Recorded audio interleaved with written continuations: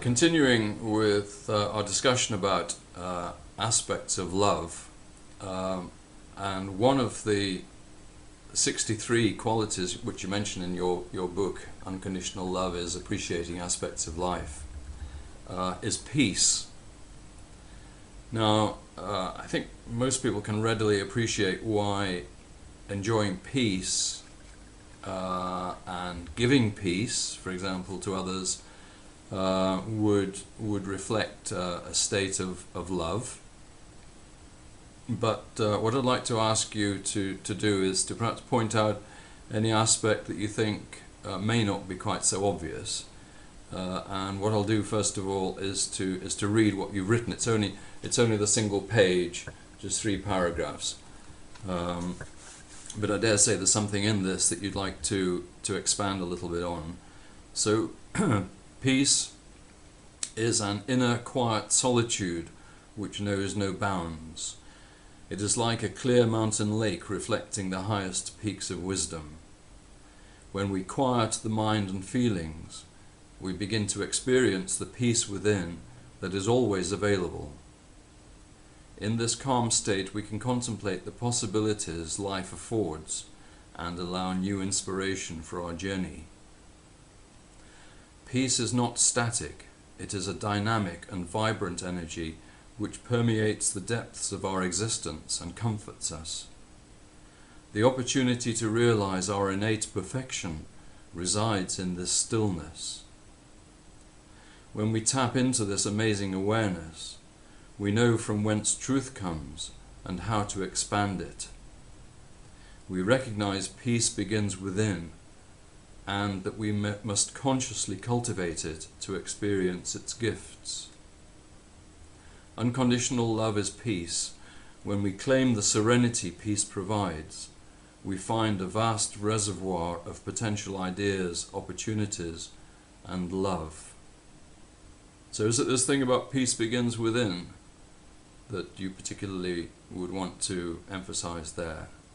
Yes, absolutely. The notion of peace, especially as from a collective, as we've been sharing, is that people understand on some level that they want to have a more peaceful existence. It is not natural for us really to do battle with ourselves and one another. And so what we find is that a lot of people will often jump on, again, this kind of collective bandwagon of peace.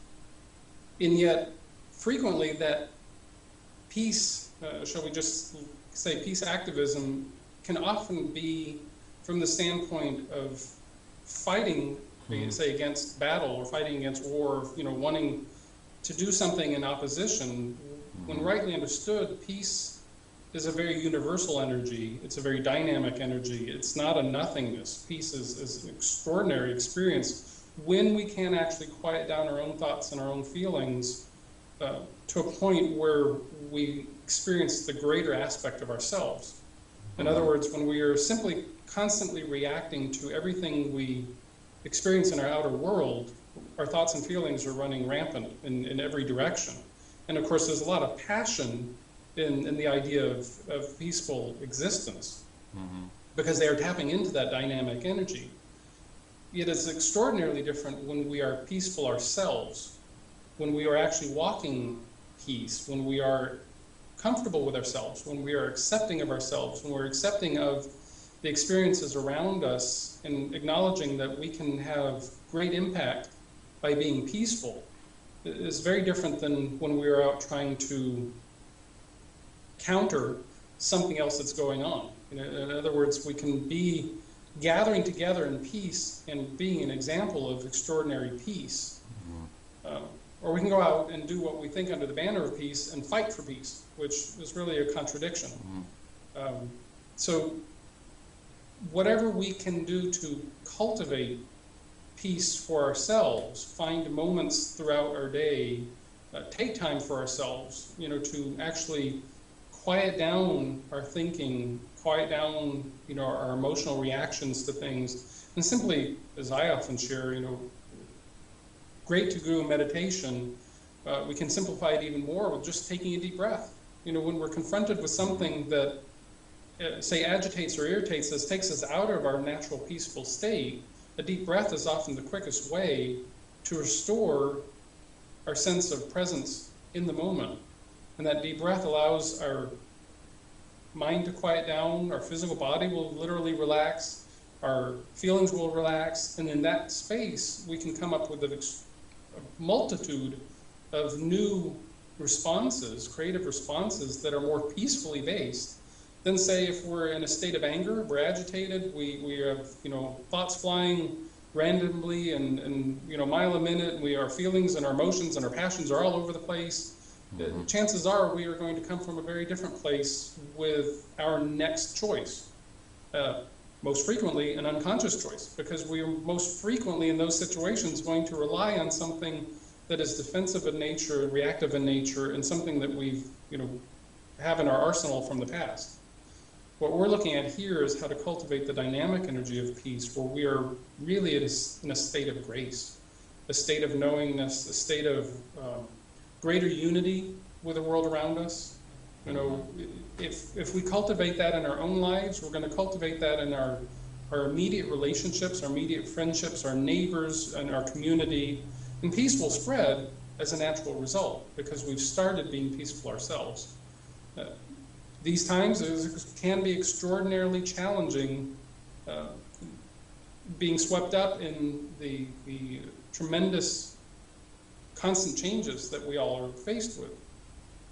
Well, we can either be swept up by those, or we can make a conscious choice to be more peaceful. And when we do that for ourselves, we automatically, instantly benefit the greater whole, because we've allowed ourselves to be more peaceful. We're adding more peace to the collective. Mm-hmm. So peace is a channel for love, then? Would really be in the state of peace, rightly understood. Again, when we open ourselves up to that dynamic energy, the love, which is the essence of who we are, is also peaceful.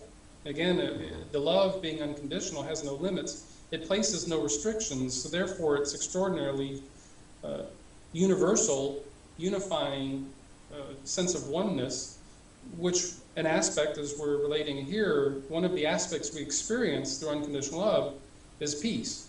So one of the things that we can do to cultivate more unconditional love is to cultivate more peace. Mm-hmm. It really becomes a circular flow. Peace, probably of all the aspects, is most closely aligned in our psyche to unconditional love, because we recognize peace as a collective. On our planet, and all cultures have an appreciation for peace, even when they're striving to so-called protect us or defend us or something under the guise of peace. There's still a quality of peace that is somewhat part of the driving factor. So when we cultivate this peace truly within ourselves, or if we're not at war with ourselves, or if we're not warring with our own thoughts and our own feelings, then peace will be the natural result. And through that peace, we will be experiencing more of the love which we already are. And that peace would be unconditional too. To the degree we are cultivating unconditional peace. In other words, to the degree we're not striving to imply our human interpretations of what's peaceful, what's not. In other words, we're going beyond the mental machinations, we're going beyond the mental constructs, which is so often the case, where we take peace and we think we know what peace should look like. We feel peace should be something like this, because few people have really necessarily cultivated peace. Some have taken very active roles in, say, meditation, and they have come to understand the nature of peace.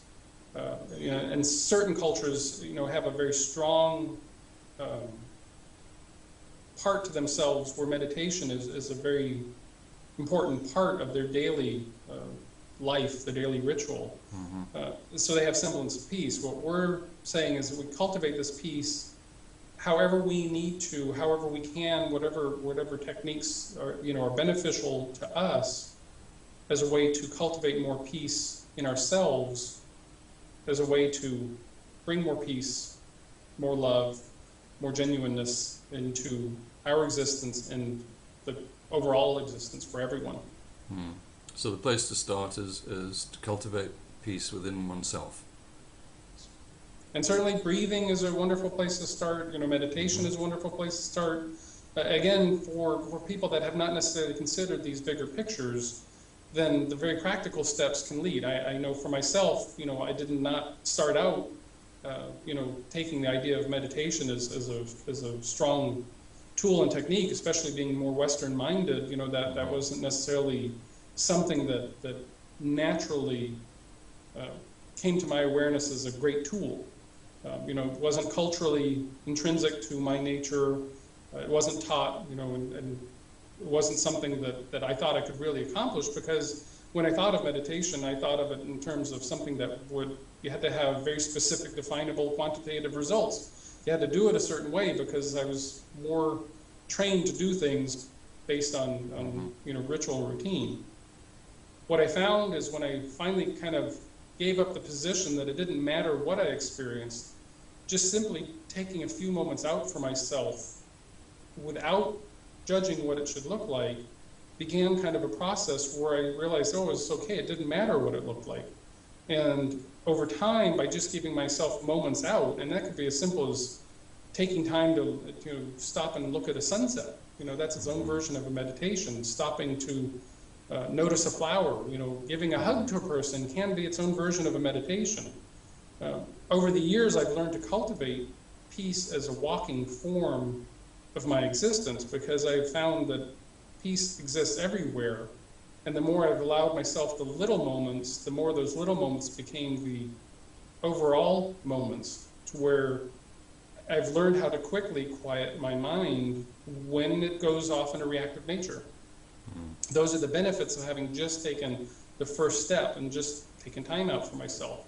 And then, we will all follow that inner guidance as to what constitutes what we need to do for ourselves to create greater peace.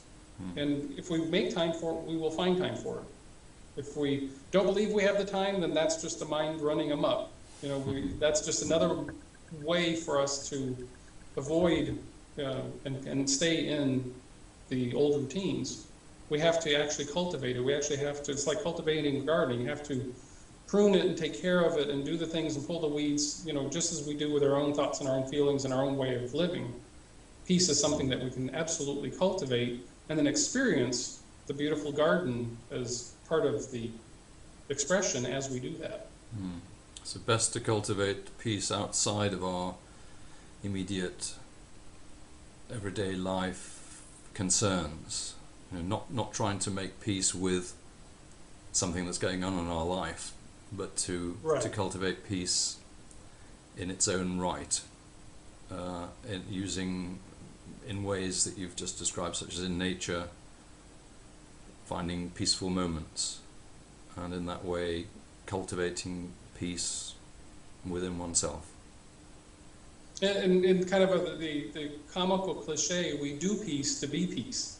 So initially we have to kind of do opportunities to create opportunities of peace. In other words, we're so conditioned to do things and do that we have a tendency to not give ourselves the opportunity to just simply be. So some of those very initial steps may very much require us to consciously take time out, in nature, in our own home, wherever we can find or choose to create a space of quietness. Because what we're really choosing to create is a stillness from the daily thoughts and feelings, the constant things that are going on.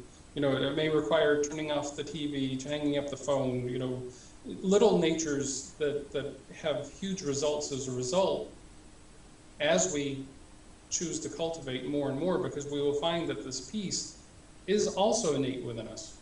It is a dynamic energy. It's extraordinarily powerful. Peace as an experience of serenity is extraordinary, because we're free from all of our thinking and feeling of the daily experiences and actually able to expand our consciousness in ways that our daily routine just does not afford. And in fact, we often find spontaneous, beautiful solutions to problems that we had been contemplating constantly in our thoughts and our feelings day after day, week after week, month after month, and then yet in a moment of peaceful stillness, all of a sudden the most obvious solution can pop into our awareness, simply because we've taken our attention off of the problem and we've allowed the space for a solution to come forth. So peace is an extraordinarily dynamic space, and again, as a circular, peace and love can often be very synonymous. Again, we cultivate the peace so that we can create the stillness to experience more love, and in the love, it's naturally peaceful. So the more peaceful we are, the more loving we can be. And the way Yes. to become more peaceful is to take time out. Yes. Okay. Take time out, find time, make time, and in that time out, once we do take time, then be the peace. Good. All right. Thank you, Harold.